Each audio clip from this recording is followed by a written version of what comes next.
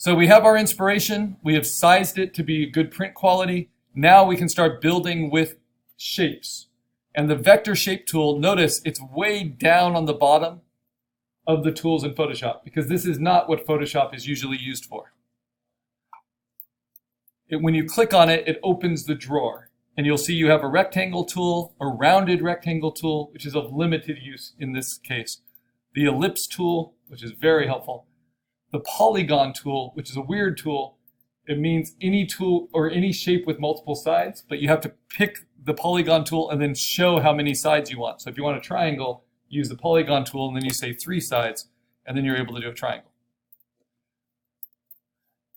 And then you have the line tool, which we're not going to use for this reason, and then the custom shape tool. And some of you are going to want to use the custom shape tool, but like the polygon tool, you have to go up to the properties at the top and you have to find kind of the clip art custom shape that you want. And you could see in some of my past examples, I use some of these weird shapes. You can even create your own, but that's kind of cheating. So they're all vector shapes, right? How do we know they're vector shapes? Well, because even though we're viewing them with pixels, because we're in Photoshop and you'll see pixels at their edge, the way Photoshop shows you them is with this outline, which is called a path. And then you have anchors on the path, these little blue dots. And those can be manipulated with the vector tools and moved and changed to make different paths. And that's what we're going to be learning how to do in Illustrator. For today and this exercise, I don't want you to use the vector tools at all. I just want you to use the shape tools, which are vectors. Because an advantage of Photoshop over Illustrator is we can still use the free transform. So for instance, if I'm just tracing over Leonardo's lady with the ermine, what's one of the first basic shapes I'm going to trace? An oval. So let's go to the ellipse tool and let me just draw, I'll make it in white just so you can see it, an oval, right? So there's the oval. It doesn't quite fill her head, right? It's not quite at the right angle. It's the sensitivity that draws me to this painting, the little choices. So what can I do? Well, if I hit Command T, just like I did with my line art for the cartoon jumble, I'm able to rotate it. I'm able to shift it. I'm able to right click within that transform box and warp it and kind of drag it out a little bit on this side, a little bit in on that side, round it around that way, push out the cheek there. And we're not going for perfection. We're going for simplicity. But I'm trying to get a clean, elegant shape that kind of meets the purpose. And when I'm done, I hit return. Right? Now, what's the problem with that? Well, that shape is white, right? And color, think of these as cutouts of colored paper. I have to choose the color for this shape. And if I double click on the shape windows icon, it will bring up the color picker for that vector shape. Whenever you have a color picker in Photoshop, you can pick from the color picker, and it can be pretty arduous trying to find an average tone. But whenever you have a color picker, you can also just move over to the actual pixels of the image, and it will change to the eyedropper tool, and you can just steal a color directly from it. So for now, I might pick that color. Say OK. Next, maybe this shape here, right? And how might I do that? Well, I might do it the same way. I might make another ellipse. And I don't need to worry about making a new layer. It will automatically, I'll show you with a different color here. It will automatically make a new shape layer for each shape I make. And as long as it has that little shape icon in the corner, it is a vector. It can be scaled up without any loss. And then immediately I'm going to do Command T, and I'm going to warp it and I'm going to stretch it and pinch it on certain sides. And I can do that multiple times. And it's like I'm giving her a toupee.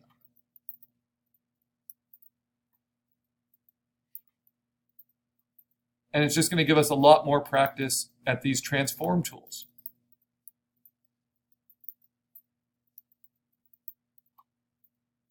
And then once you have the shape cut out, well, then you pick the color.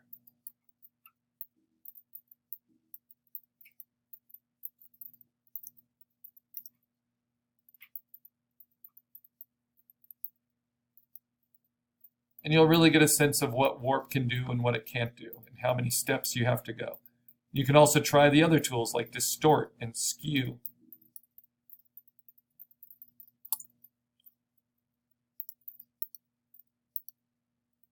And I way undershot it, right? So I can go back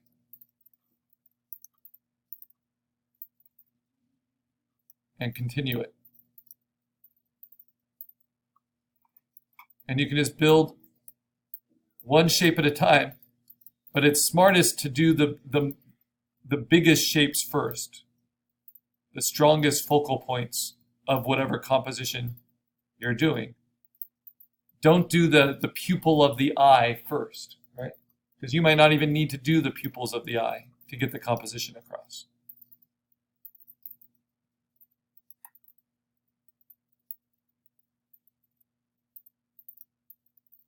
And I'm not going to be able to get that shape from this shape, so I can piece two shapes together.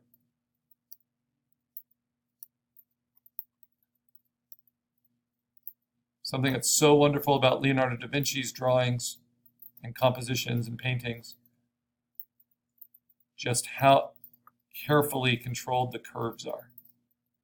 So this is really making me pay attention to that. Everything's very balanced.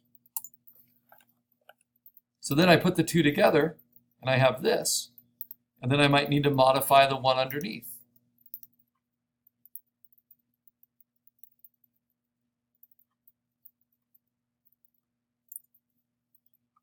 All right.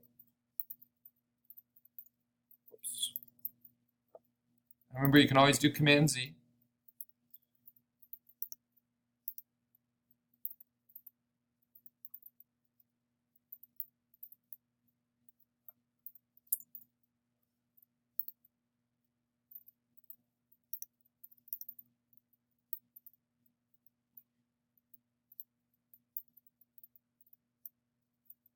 Now, when I was in graphic design school, we had to do a similar project. We had to do it all by hand, but we could only use typefaces. And we had to recreate an old master's masterpiece using just typefaces. So like the letter I, the letter, and a T, and an L, because typefaces are vector shapes as well. But here we get to kind of make our own shapes using the shape tools. So now I'm going to make this new ellipse. I'm going to work on the color of this one by double clicking and then stealing it from the painting itself. Just something kind of average and close for now.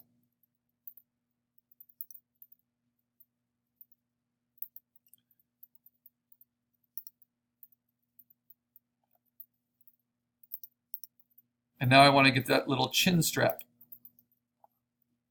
So instead of making a new ellipse and stretching it from there, this is the other thing we know from the cartoon jumble. I can start with this shape layer. So this is a huge, important shortcut key for you that we're going to use so much. What I want to do is duplicate that shape layer exactly as it is. And the shortcut for that is Command-J. So I'm going to hit Command-J.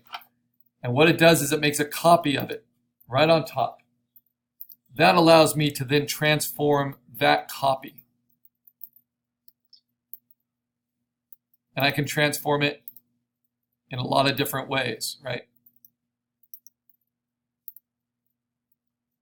I can rotate it, I can warp it, but it gives me a more complex shape to start working with. And what you'll notice is if you like the artist's work, they'll use the same sort of shapes over and over again.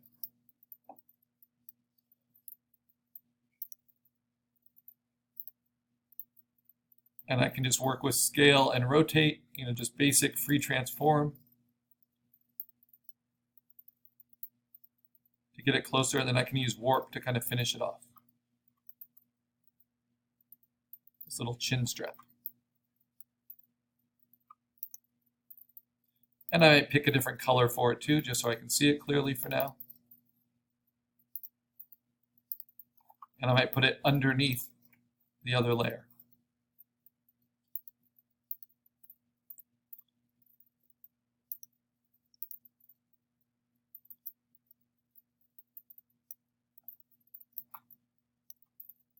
So there's nothing particularly hard about this, but it is arduous. It's easy to make mistakes. But it's also fairly systematic. So my main advice is don't get lost in little details.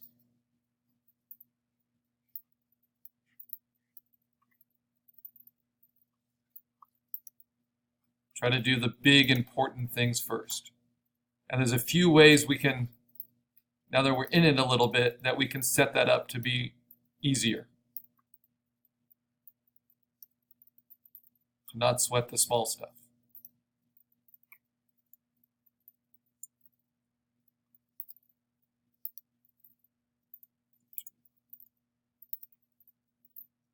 Okay, so I'm almost there. I just got to get rid of that thing at the top.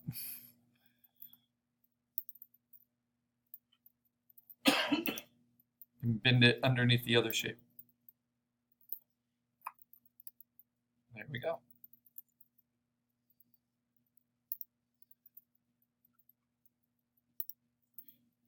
Now, whenever you're on a vector layer, it will show you kind of the blue path around that shape. But that blue is not really there. So if you just click on the background, you'll just see your shapes as is. And then notice the little things that are so annoying when you're doing vectors because they're perfectly clean. Just the little areas where they don't sync up. And there you might use the move tool and your arrow keys, right? Or you might just make tiny adjustments close up using warp and zooming in to be more fine-tuned.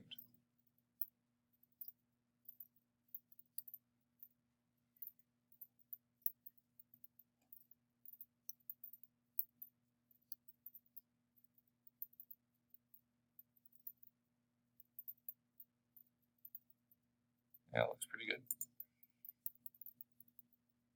Okay, so I've put down 3 shapes. This is what they look like. What shape do I obviously need that's bigger than every other? I need a background.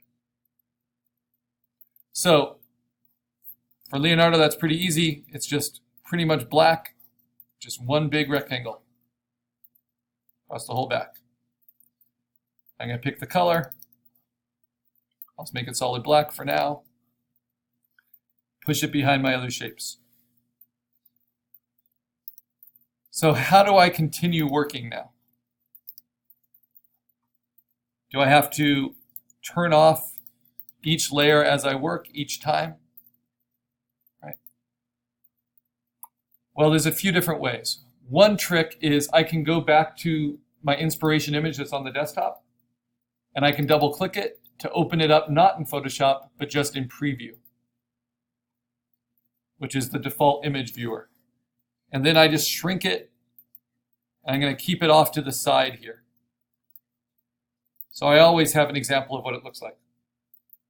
The other trick is I can Command J the background, duplicate the background and bring it to the very top of everything, and then take that background's opacity down to about 20%. And that's going to show me where things are.